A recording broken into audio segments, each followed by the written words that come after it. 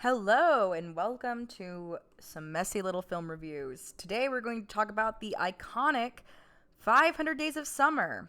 It actually starts off and says that it is not based on Jenny Brickman. And I'm like, so it's obviously based on Jenny Brickman, right? That's like who this is about. I have no idea who Jenny Brickman is, but I like that this writer loved a person so much, the only way he could comprehend with like not being in love with this person was to write a screenplay.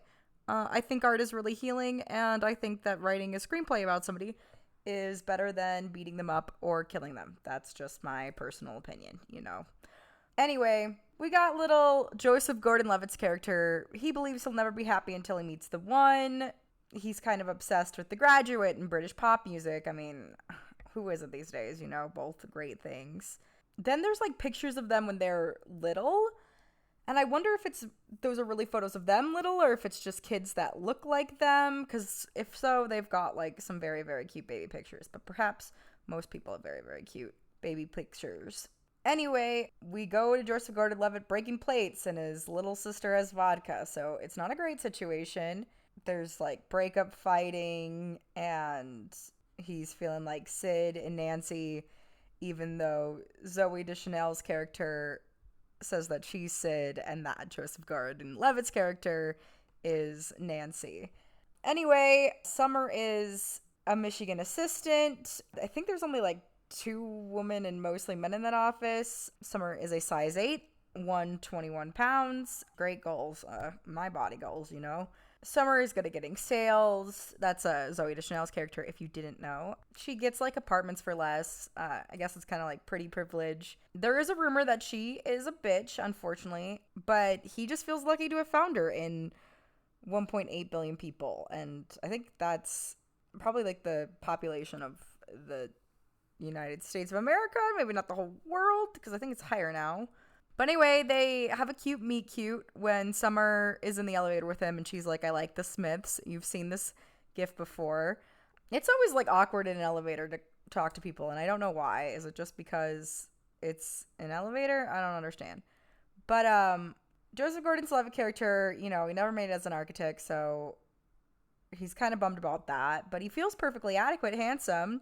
Summer, meanwhile, has been called Anal Girl. Not because of the butt stuff, because she's neat and organized. Get your head out of the gutter. Anyway, Joseph Gordon-Levitt loves her heart-shaped birthmark. I mean, that's like the coolest birthmark ever, so totally get it. And he says that she makes life feel worth it. Like anything is possible. And his friend is like, hey, man, he thinks that like falling in love is dangerous because, then you have to face the reality that we live in a world where not only good things happen, which is a scary reality of falling in love. Like, the person you could fall in love with could die, or get sick, or be a huge inconvenience, or turn evil overnight. Like, thousands of things can happen. Joseph Gordon-Levitt's character, he's admitted to that he's toxic, because I think he calls Summer skank for having sex with a guy before he's even asked her, so that's, like, not cool, right? I mean, why slut shame? Why call each other names, really, when we get down on it? Like, I understand being angry and sometimes losing control, and then, of course, you gotta apologize for that, but, like, just try not to. Then they're, like, analyzing all this stuff, and honestly, some of it is really crappy. They're like, oh, if some girl says hey before hi, they're a lesbian. Like, yeesh. If they're a lesbian, they'll tell you. Like, I kind of hate these, like, decodes of, like, queer stuff, but it was an earlier time and it's an indie film. And he like has sexual fantasies about Summer in the supply room, although supply rooms in the work environment I think can be a very sexy place, but I am a Capricorn, but still, like, don't sexually harass people. Sorry for your dogs in the background. I live in an apartment and I don't know, the dogs feel compelled, I guess, to talk about 500 Days of Summer as well. Probably because she was rumored to be a bitch. Anyway, so then there's a karaoke office party, as there often are. I've never in my life heard of a karaoke office party, but if there was, maybe I would work in an office more. I would get my little butt over there just to have the opportunity for the karaoke office parties. Of course, Zoe Deschanel is also extra cool. She's named her cat after Springsteen. His name is Bruce. But she doesn't really want a boyfriend. You know, she's got Bruce. She's free and independent, and somebody jokes that she's a lesbian, which is just like, you know, like, it was like sad that queers were like the butt of jokes for so much of like humor in the 2000s. And I don't know, like, was that to be accepted? Was that like straight people trying to imitate the amazingness of drag queens? I don't know, you know? Like, I don't really get it, but at least it's over now, sort of, you know? Anyway, Summer doesn't feel comfortable being a girlfriend. Her right, you know? I can't relate, but her right. And she just likes really being on her own, you know? Feelings get hurt. Who needs it? She's like, save the serious stuff for later, but also, like, for me, I'm like, when is later gonna come? But, you know, I think part of it too was that Summer just wasn't into this guy, and this guy is like a bit of a mess, Joseph Gordon-Levitt's character. I don't know if you noticed, he usually does play messy people, which is so weird because he's such an interesting choice for that because he looks like he's so normal and has his stuff together.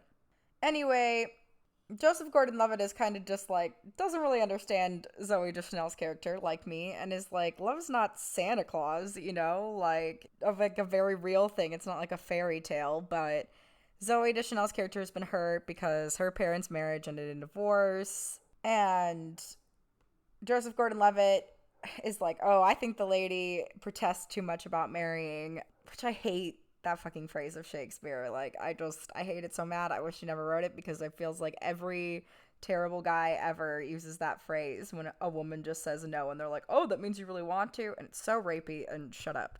Boxcar Waiting song, though, that Joseph Gordon-Levitt's performance, so good. I've seen him sing live. He's so good. He also, like, rocked it on La Bamba. Like, I don't even understand. There's so much talent. It's amazing. And he's got an app. It's just mind blown, you know, just absolutely mind blown. Anyway, he's gotten so drunk he doesn't really remember when he was ever so drunk. And here's like another like clue that this guy is like trouble. This is a work party and he's so drunk somebody had to put him in his car and they sing Proud to Be an American, right? And then his, like, one friend, I think it might be his friend who's doing that. But either so, this is a work party. Like, what? Like, keep yourselves together, right? I would never get this drunk at a work party. That's, like, embarrassing. I mean, I guess it, like, happens sometimes. But still, you know, like, what are we doing? Anyway, Joseph Gordon-Levitt tells Zoe Deschanel that, you know, he likes her and she teases him and is, like, just as friends. And they stare at each other in a long time. They really do have excellent chemistry. And then they end up kissing in the copy room, which is inappropriate for work, but like I said, hot. And he pulls up her dress and she doesn't say anything. And it's a bit wild. It's a bit wild. You know, it's a bit racy. I can't believe I was going to put this on my children's podcast, which I had to admit that, like, it affects the teenagers. Like, teenagers watch this movie, but as it's not about children, I'm not qualifying it for my podcast. You can just come listen to it here. But anyway, they go on the little IKEA date and they pretend to be a family, which is super fun. I can't imagine what the budget was to rent IKEA or if they just gorilla'd it. I have no idea. And they're kissing in bed, and, you know, Summer just, like, even though they're, like, pretending house, I guess Summer's just doing it for fun because she's like, you know, I'm not looking for anything serious, which is pretty brave to say, honestly, because there's been times where I'm like, I want to tell the guy that I am looking for something serious, but I am too scared he might hurt me. So, and Joseph Gordon-Levitt breaks the tension by saying there's a Chinese family in the bathroom. He assumed their race, which might be wrong, right? I don't know if or maybe he's just very good at identifying parts of Asia. But yeah, like I said, you know, 2000s humor, just a warning for that. And yeah, they like the Smiths and Hall & Oates. I like this movie because it introduced me to the Smiths and Hall & Oates. Like, that was...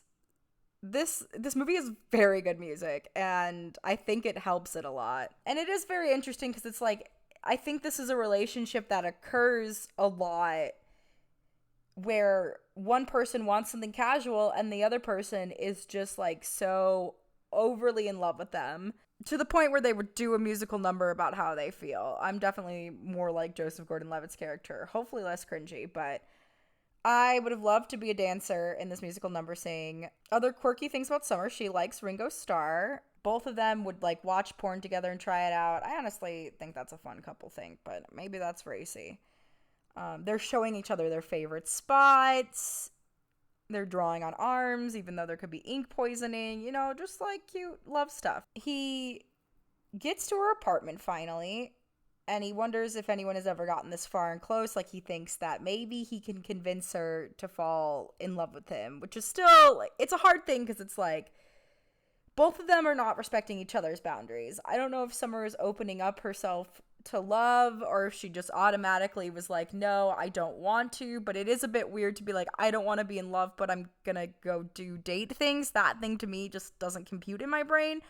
But it's also wrong to, when somebody says their boundary, to try to press it and make it into a different boundary. I think there's room for compromise, but you know, we don't really talk about it in relationships, and we don't really talk about like what is the thing to do when somebody's casual. Just walk away right for, or see like if it can't develop into something more. And I guess Joseph never asks Summer's character to be like, hey, can you, I know this is your boundary, but for me, because I really like you, can you consider like at least opening your heart to me, like trying, just see what is going, you know? And I promise, like, I'm gonna do my best not to hurt you. So then a guy hits on Zooey Deschanel at a bar and makes fun of Joseph Gordon-Levitt. That, unfortunately, I have been in a situation where this happens, and it is so uncomfortable, and it is the worst, and people just get like jealous. Joseph Gordon-Levitt punches him, of course, which I kind of feel like guys like this deserve to be punched, so it would have won for me. But he ends up getting knocked out, and Zooey Deschanel's character is just fucking so mad. He fought. Like, she doesn't like that. And they're like adults, and you can go to like prison for assaulting people, right? So like, we got to grow up. And again, he's being a little bit messy. He probably didn't need to fight him. He could have just like walked away and been like, man, this guy was a jerk. And the reason Zooey gets kind of mad is because she's like, well, we're not a couple, so like it's fine that he hits on me, which is kind of, I don't know, to me, she's not all she's cracked up to be either, in my opinion.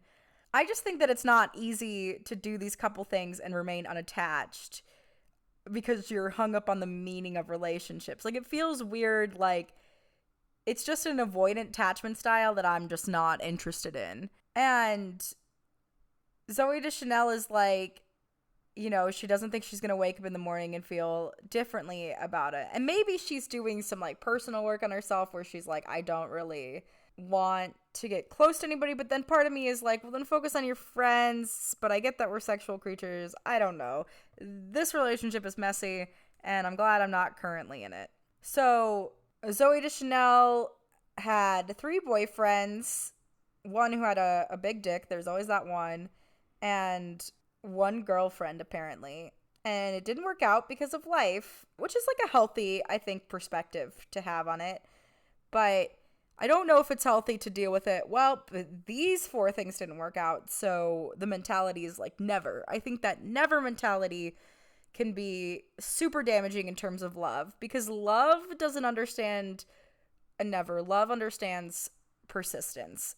The penis game, the iconic game, I don't know if it was made before this movie or made during this movie, but just want to let you know that this movie made the penis game. If you don't know what the penis game is, it's just basically yelling penis out loud, because even as an adult, you know, we're not mature about sexual parts, but also it is fun to scream penis, so what can you do? What can you do? And then we get to this, like, this film is like, it can be like campy and romantic and funny and like a comedy, and then it just is like, okay, we're gonna become a sad existential film.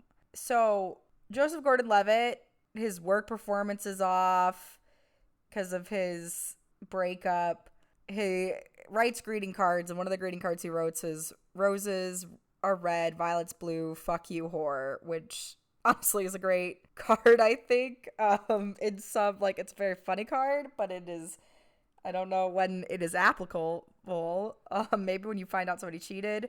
They take him off of love, you know, because they're trying to have sympathy because his, like, heart is broken. And Joseph Gordon-Levitt is just frustrated with his business. He's like, most people should just say, like, every day you make me proud, not just like, oh, this is just the one day you like get a card. And he just is very depressed because when he was with Summer, it was so good, which is, I mean, I can relate that in a breakup where you have like relationship goggles. But I also think Summer was so good because he held the hope for what Summer and him could be. And I think he really liked Summer, but I think if he had acknowledged that, like, oh, wait, like, this girl doesn't want to, like, open up to me, I don't know that he would have, like, fell in love with her as much. He mostly, like, fell in love with the idea of Summer rather than who she is, but it's complicated because there are parts of who she is that he really does love, and we are seeing this through his lens. We're not seeing it through Summer's lens.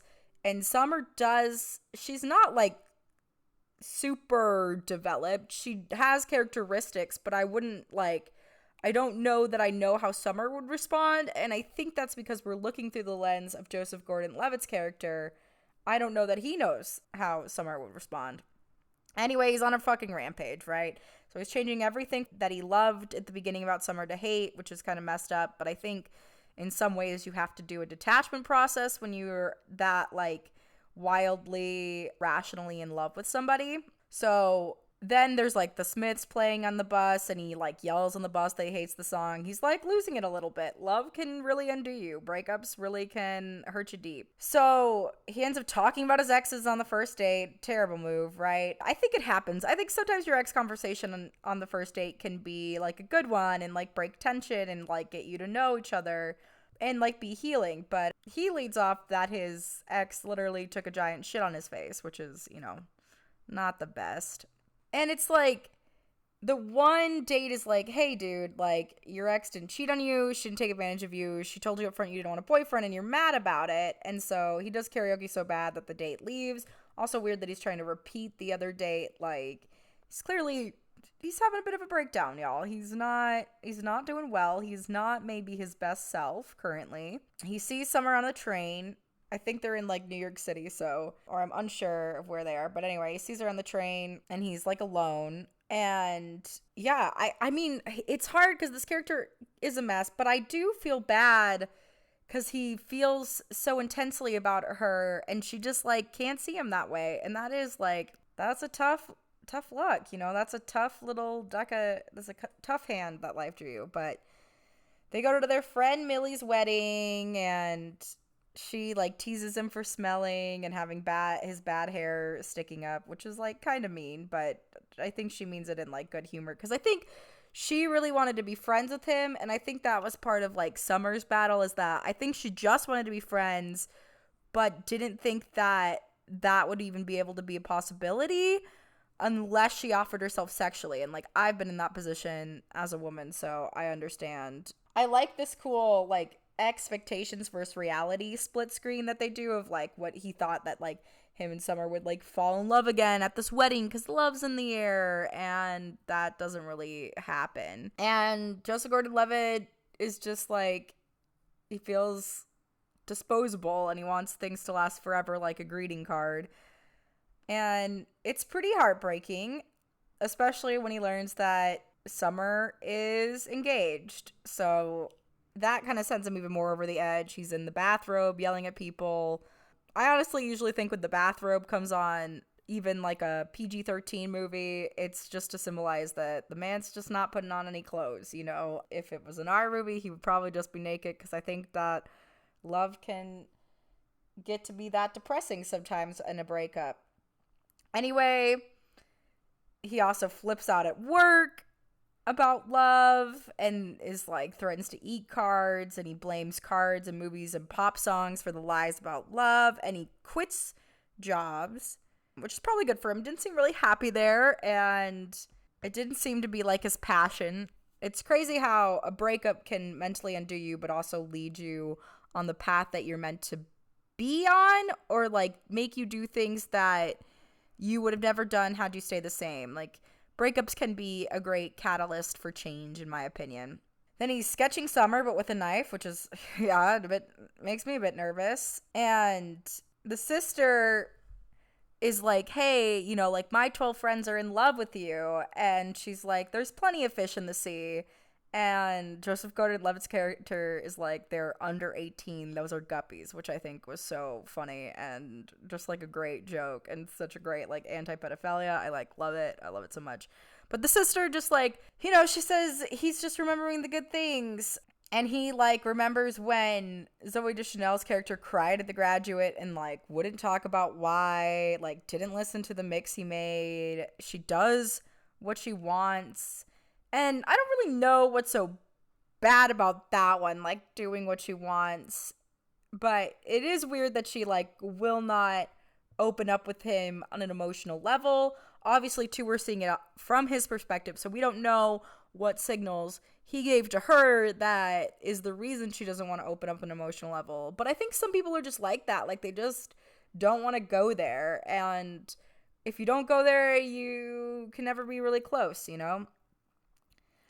And so Joseph Gordon-Levitt is like super frustrated because here's Summer, who never wanted to be a girlfriend and is now becoming a wife. And she was just like, yeah, she was like, with the guy I'm going to marry, you know, I knew, and I was just never sure of it with you, which is like mean, but I guess she's being honest. And I guess that's just like how some people feel. Like, I've definitely had people where it's like, yeah, I know for certain this guy, and you just, when you know, it's like a gut instinct, and it's like, you know, this person is going to take care of you. And there's other people you're like, I can't tell. I don't know that they could do it. And Deschanel at least admits that he was right about love, but it wasn't her that he was right about, which is like good. And it was a very actually mature, powerful conversation and made me like want to cry. Like it was very well done. This is very well directed. Just kudos to the director, kudos to everybody who worked on this movie. It's incredible. So then, because, you know, bad times don't stay forever, he meets Autumn in an interview for a new job, and he asks her out because she's like the opposite of Summer is Autumn, and that's 500 Days of Summer. What did you guys think about it? I really liked it. It's not like one of my top 10, but it's probably in my top like 100, probably top 50. I don't know. It's hard because the glamour of him being like a really good guy is gone, and he is like a flawed guy. And I like films with like flawed women, but I'm like, oh, flawed men, I'm like, ugh, get him out of here, because I'm toxic. That's my toxic trait sometimes, that I now expect men to be perfect with their privilege, which is not fair to them. But I'm learning, you know, also mostly a joke. But thank you guys so much for watching. If you could take a minute and subscribe and comment what you thought about this movie, things you loved about, other things you want to talk about. I basically do film reviews to, you know, have more fan forums and talk about more things. All right. Thanks so much. I hope you have a great day, and I hope you find love that wants you back in life. Have a good one. Bye.